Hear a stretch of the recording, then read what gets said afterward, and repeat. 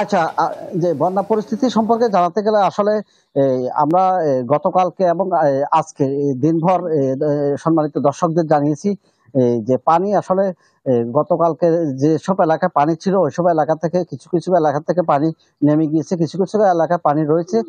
আমি এখন একটি বাড়িতে রয়েছি, এটাই ফুলগাজীর দৌলতপুর বাড়িটা। এখানে এই বাড়িটাতে পানি ওঠার পরে এই যে বেড়িবাঁধ ভাঙ্গার ফলে মোহরী নদীর যে পানি ওঠার পরে এখন পর্যন্ত পানি নামে নাই, যার ফলে তারা খুবই কষ্ট করছেন।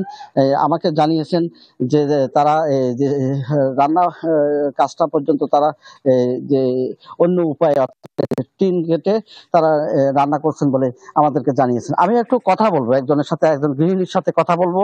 এই যে আপনাদের ইয়াটা কি, অবস্থাটা কি? পানি তো উঠছে, এখন কি করতেছেন, কিভাবে?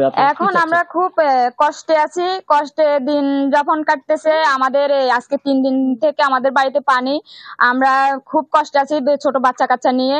এখন আমাদের সরকারের কাছে সবচেয়ে বেশি গুরুত্বপূর্ণ দাবিটা হচ্ছে যে আজকে অনেক বছর থেকে আমরা প্রতি বছর পানিতে ডুবে থাকি, আমাদেরকে যেন সরকারে আমাদের বেড়িবাঁধটা যেন সুন্দর করে বেড়িবাঁধ যদি বেঁধে দেয় তাহলে আমরা এই পানিতে ডুবে থাকি না। আমাদের আমরা যেটা বুঝতে পেরেছি, আমরা আরো একজনের সাথে কথা বলবো যিনি আসলে আজকে রান্নাটা করেছেন নাকি টিনের চুলার মধ্যে।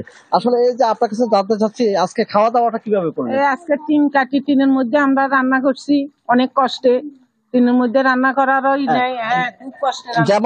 যেমনটি বলছেন আসলে তারা আসলে কষ্ট করছেন। সব মিলিয়ে পানি না নেমে গেলে আসলে এদের দুঃখ দুর্দশা শেষ হবে না এবং স্থায়ী একটা সমাধানের প্রয়োজন আছে। এই ছিল আমার সর্বশেষ। ধন্যবাদ আপনাকে। দর্শক, এবার আমরা চলে যাচ্ছি গাইবান্ধার সাঘাটা উপজেলায়, যেখানে কালভার্ট ভেঙে তলিয়েছে প্রায় 20টি গ্রাম। আরও খবর জানাতে সরাসরি যোগ দিচ্ছেন সহকর্মী আসাদুজ্জামান মামুন।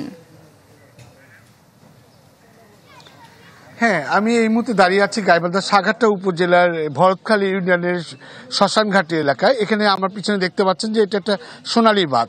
এই সোনালী বাঁধে একটি কালভার্ট ভেঙে কিন্তু প্রায় সাঘাটা এবং ফুলছড়ি উপজেলার প্রায় 20টি গ্রাম কিন্তু পানিতে নিমজ্জিত হয়ে গেছে। আমি এখন দেখাতে চাই যে আসলে এই জায়গাটাই ছিল কালভার্টটা। এই কালভার্টটা এই গত বছরে কিন্তু এখানে ভেঙে যাওয়ার পরে এই কালভার্টটি ভেঙে যায় এবং তারপরে একটি কাঠের ব্রিজ করা হয়েছিল। সেখানে কিন্তু আপনার আজকে ভেঙে যেয়ে এখানে এই বিভিন্ন গাছপালা এবং বাঁধের বেশ কিছুটা অংশ 200 গজের মতো ভেঙে গেছে। আমি যেটা জানতে পেরেছি যে গাইবান্ধার যে সাঘাটা এবং ফুলছড়ি উপজেলার যেমন বরমতারি, দক্ষিণ উল্লাস, শ্মশানঘাটি, টসাপাড়া, মাঝিপাড়া, শাহপাড়া, খোসপাড়া, ভরতখালী, এটা হলো সাঘাটা উপজেলার মধ্যে। আর ফুলছড়ি উপজেলার মধ্যে মাস্টারপাড়া, কামারপাড়া, বুসির বিটা, বাউসি, মাঝিপাড়া, চাটাইপাড়া, এইগুলো কিন্তু এই গ্রামগুলো কিন্তু পানিতে নিমজ্জিত হয়ে পড়েছে। এবং এখানে আমি যেটা এসে জানতে পেরেছি যে এখানকার এইটা একটা ঘাগট নদী, এখানে সরকারি লিজ নিয়ে তারা কিন্তু এখানে বেশ কিছু মাঝি যারা জেলে পরিবার রয়েছে তারা কিন্তু এখানে মৎস্য চাষ করছে ছিল। এখানে তাদের এই পানির তোরে কিন্তু তাদের প্রায় 5 লক্ষ থেকে 6 লক্ষ টাকার মাছ কিন্তু ভেসে গেছে এই পানির তোরে। তো এছাড়া কিন্তু এখানে আমি যখন এই এলাকায় আসছি তখন এই সাঘাটা উপজেলার নির্বাহী অফিসার আসছে, তো এসে আমাকে যেটা জানিয়েছে যে এখানে তারা ব্যবস্থা নিয়েছে, ভাঙন প্রতিরোধের জন্য তারা বালুর বস্তা রেখেছে এবং এটা যাতে সহজে যাতায়াত করতে পারে। এই 2 এলাকার মাঝে প্রায় 3000 মানুষ পরিবার কিন্তু এই বাঁধ দিয়ে যাতায়াত করে। তো এই ছিল এখনকার মতো সর্বশেষ খবর। মামুন, ধন্যবাদ আপনাকে। দর্শক, এবার চলে যাচ্ছি শেরপুরে, সেখানের বন্যা পরিস্থিতি জানতে আছেন আমাদের সহকর্মী ইমরান হাসান রাব্বি। গত 3 দিনের টানা বর্ষণ আর উজান থেকে নেমে আসা পাহাড়ি ঢলে শেরপুর জেলার 4টি নদীর পানি গত রাত পর্যন্ত বিপদসীমার উপর দিয়ে প্রবাহিত হচ্ছিল। যদিও বৃষ্টি কমে যাওয়ার কারণে গতকাল থেকে এখন পর্যন্ত এগুলো বিপদসীমা ছুঁই। আসলে আমরা দেখেছি গত রাতে বৃষ্টি না হওয়ার কারণে কিন্তু এই অবস্থা কিছুটা উন্নতির দিকে ছিল, কিন্তু আজ দুপুর থেকে আবারও ভারী বৃষ্টি শুরু হয়েছে। এখন পর্যন্ত থেমে থেমে বৃষ্টি হচ্ছে এবং এই বৃষ্টি যদি অব্যাহত থাকে তাহলে কিন্তু ঝিনাইগাতি উপজেলার যে সোমেশ্বরী এবং মহারশী নদী রয়েছে সেই নদীগুলো, এবং নালিতাবাড়ী উপজেলার যে ভোগা এবং চেলাখালী নদী রয়েছে সেই নদীগুলোর পানি কিন্তু বিপদসীমার উপর দিয়ে প্রবাহিত হবে।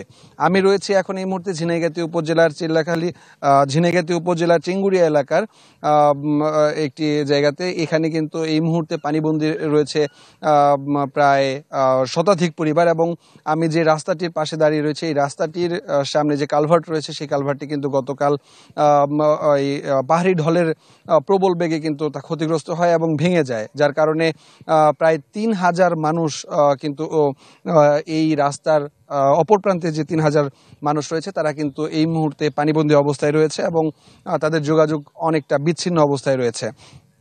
স্থানীয়রা এখন আমাদের যতটা জানিয়েছেন যে পানিবন্দী পরিবারগুলোর কাছে এখন পর্যন্ত কোনো ধরনের সরকারি সহায়তা পৌঁছায়নি, কিন্তু এখন পর্যন্ত আমরা যতটুকু তথ্য পেয়েছি স্থানীয় প্রশাসনের কাছ থেকে, তারা ইতোমধ্যে ঢেউটিন এবং শুষ্ক খাবার বিতরণ করেছে পানিবন্দী পরিবারের মাঝে। আসলে কৃষি উন্নয়ন বোর্ড এবং কৃষি উন্নয়ন সম্প্রসারণ অধিদপ্তর এবং এই পানি উন্নয়ন বোর্ড আমাদেরকে জানিয়েছে যদি বৃষ্টি অব্যাহত থাকে সেক্ষেত্রে এই অবস্থার আরও অনেক অবনতি হওয়ার আশঙ্কা রয়েছে। এই ছিল আমার কাছে সবশেষ খবর শেরপুর থেকে। রাব্বি, ধন্যবাদ আপনাকে। দর্শক, ফেনী, গাইবান্ধা এবং শেরপুর থেকে বন্যা পরিস্থিতি জানছিলাম। নগদের কাছে সব গ্রাহকই প্রিয়, তাই তো সারা দেশে ক্যাশ আউট চার্জ সবচেয়ে কম।